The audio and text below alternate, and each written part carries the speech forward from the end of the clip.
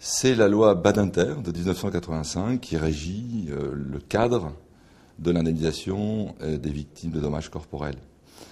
Cette loi, en fait, définit à la fois les droits à indemnisation, mais également les obligations des assureurs en matière d'indemnisation. Par exemple, c'est cette loi qui donne les délais dans lesquels un assureur doit faire soit une provision, soit une indemnisation par rapport à la date de l'accident ou par rapport à la date de consolidation de la victime. Donc cette loi, finalement, définit tout le cadre de l'offre d'indemnisation aux victimes.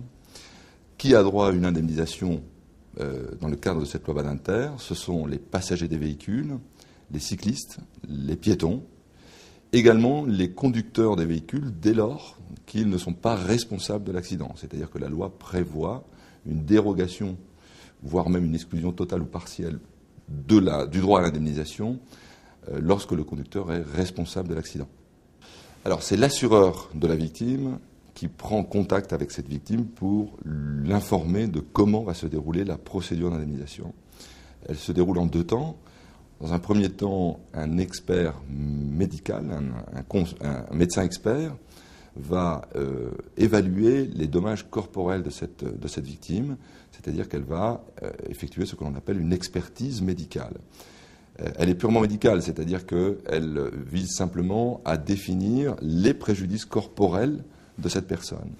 Dans un deuxième temps, l'assureur, sur la base de cette expertise, va faire une proposition d'indemnisation, cette fois financière, traduisant les séquelles et les préjudices en montant d'indemnisation. À tout moment, la victime peut contester soit le critère de responsabilité qui aura été retenu pendant l'accident, soit le montant même d'offre d'indemnisation qui lui est faite par l'assureur. Et donc, dans ce processus amiable qui se déroule normalement, elle peut à tout moment introduire une procédure judiciaire pour contester l'offre qui lui est faite par l'assureur. Précisons qu'aujourd'hui, 95% des sinistres corporels se font à l'amiable.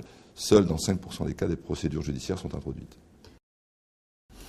Alors, ce sont les assureurs privés qui payent l'intégralité des dommages d'une victime dès lors qu'il y a un responsable dans l'accident et dans les séquelles qu'a pu subir cette victime.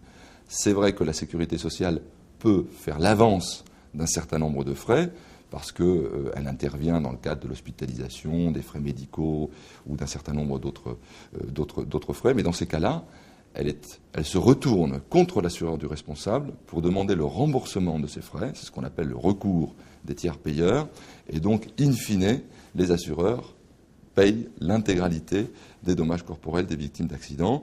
Cela représente environ 185 000 victimes qui sont indemnisées tous les ans, et cela représente une somme d'environ 6 milliards d'euros tous les ans pour les assureurs.